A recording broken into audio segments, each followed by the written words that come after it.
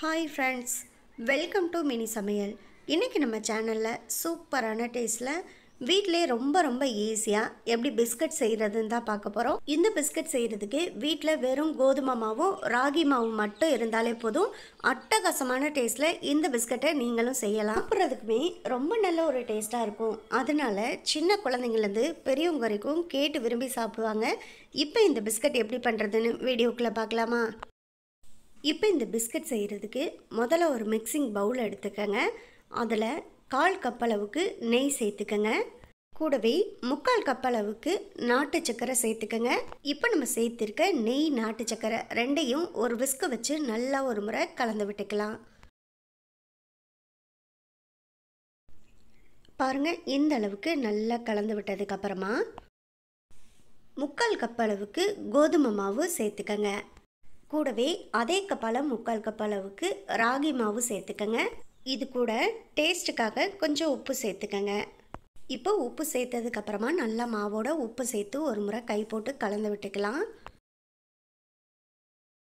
இதில் ஏற்கனவே நாட்டு சர்க்கரையும் நெய்யும் சேர்த்து கலந்துருக்கிறதுனால இந்த மாவு சேர்த்து கலந்த உடனே மாவு நல்லா பொலிவாக இந்த மாதிரி தான் கலந்து விட்டதுக்கப்புறமா இருக்கும். இந்த பிஸ்கட்டை சாப்பிடும்போது கடைகளில் கிடைக்கக்கூடிய அதே பிஸ்கட்டு டேஸ்ட்டு இருக்கணுங்கிறதுக்காக நான் ஒரு 10 பாதாம் பருப்பை எடுத்து சின்ன சின்னதாக கட் பண்ணிவிட்டு சேர்த்துருக்கேன். இப்போ இந்த பாதாமையும் நல்ல மாவு கூட சேர்த்து ஒரு முறை கை வச்சு கலந்து விட்டுக்கலாம். இதுக்கப்புறமா இதில் நம்ம காய்ச்சி ஆற வச்சு வடிகட்டின பால் தான் சேர்த்துக்க போகிறோம். பால் அதிகமாக சேர்த்துடக்கூடாது. மொத்தமாகவே ஒரு 3லேருந்து 4 ஸ்பூன் அளவுக்கு தான் பால் சேர்க்க வேண்டியது வரும். அதனால் முதல்ல இருந்து ஒவ்வொரு ஸ்பூனாக கொஞ்சம் கொஞ்சமாக பால் சேர்த்து நல்லா இந்த மாவை நம்ம கலந்து விட்டுக்கலாம். பாருங்கள், நான் பால் எவ்வளோ கம்மியாக கொஞ்சம் கொஞ்சமாக சேர்க்குறேன்னு பாருங்கள். அதே போல் தான் சேர்த்துக்கணும். ரொம்ப அதிகமாக பாலை சேர்த்துட்டிங்கன்னா நமக்கு மாவோட கன்சிஸ்டன்சி ரொம்ப தண்ணியாயிரும். அப்புறம் பிஸ்கட் செய்கிறதுக்கும் வராது. அதனால் ஃபஸ்ட்லேருந்தே கொஞ்சம் கொஞ்சமாக பால் சேர்த்து நல்ல மாவை கலந்து விட்டுக்கோங்க. மாவை முழுசாக பால் சேர்த்து நல்லா பிசைஞ்சதுக்கு அப்புறம் பார்த்திங்கன்னா அதோட கன்சிஸ்டன்சி நல்லா ஒரு சப்பாத்தி மாவு பதத்துக்கு இந்த மாதிரி இருக்கணும்.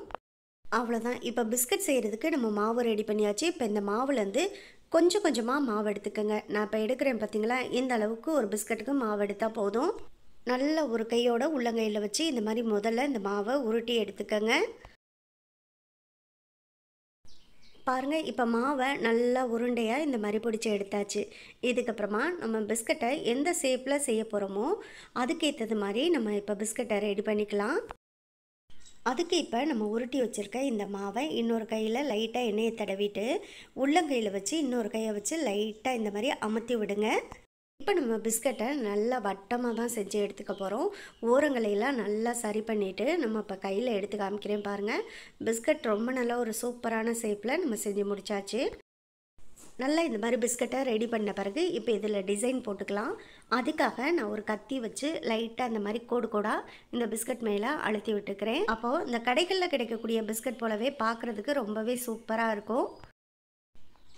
பாருங்கள், ரொம்ப நல்லா ஒரு சூப்பராக வந்திருக்கு. அவ்வளோதான். இதே போல் எல்லா பிஸ்கட்டையுமே நம்ம ரெடி பண்ணிக்கலாம். இப்போ பார்த்திங்கன்னா நம்ம பிசைஞ்சு வச்சுருக்க எல்லா மாவையுமே நான் பிஸ்கட்டாக ரெடி பண்ணிட்டேன். எல்லா பிஸ்கட்டுமே ரொம்ப நல்ல ஒரு சூப்பராக வந்திருக்கு. பாருங்கள், இதில் நம்ம பாதாம்லாம் சேர்த்து பண்ணியிருக்கவும் கடைகளில் கிடைக்கக்கூடிய அதே பிஸ்கட்டோட ஸ்டைலில் வீட்டிலே நம்ம சுலபமாக செஞ்சு முடித்தாச்சு. அவ்வளோதான். இப்போ நம்ம ரெடி பண்ணி வச்சுருக்க இந்த பிஸ்கட் எல்லாத்தையுமே ஒரு இட்லி பாத்திரத்தில் வச்சு வேக வச்சு எடுத்துக்கலாம். நான் இப்போ இட்லி பாத்திரத்தை க்ளோஸ் பண்ணி வச்சு நல்லா ஒரு 10 நிமிஷம் லோ ஃப்ளேமில் வச்சுட்டு ஃப்ரீ ஹீட் பண்ணிக்கிறேன். 10 நிமிஷத்துக்கு அப்புறமா இந்த இட்லி பாத்திரத்தை ஓப்பன் பண்ணிவிட்டு இந்த இட்லி பாத்திரத்தில் ஏற்கனவே இடியப்பம் வேக வைக்கிறதுக்குன்னு எனக்கு இந்த மாதிரி ஒரு அகலமான பிளேட்டு கொடுத்துருந்தாங்க. இப்போ இதில் தான் பிஸ்கட்டை நம்ம வேக வச்சு எடுத்துக்க போகிறோம்.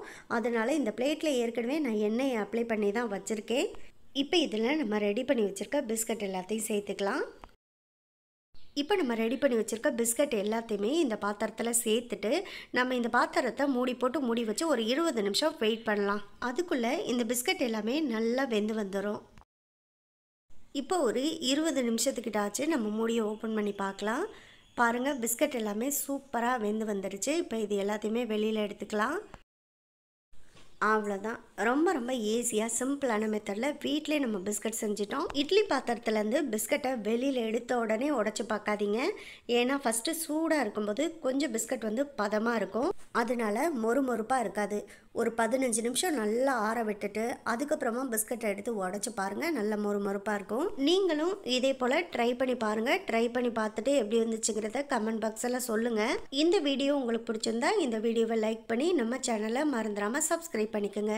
சப்ஸ்கிரைப் பண்ணும்போது பக்கத்தில் உள்ள பெல் ஐக்கானை கிளிக் பண்ணி வச்சுக்கோங்க. அப்போ தான் நான் போடக்கூடிய குக்கிங் வீடியோ எல்லாமே உடனுக்குடனே உங்களுக்கு வந்து சேரும். உங்கள் ஃப்ரெண்ட்ஸ் அண்ட் ரிலேட்டிவ்ஸ் எல்லாருக்கும் ஷேர் பண்ணுங்கள்.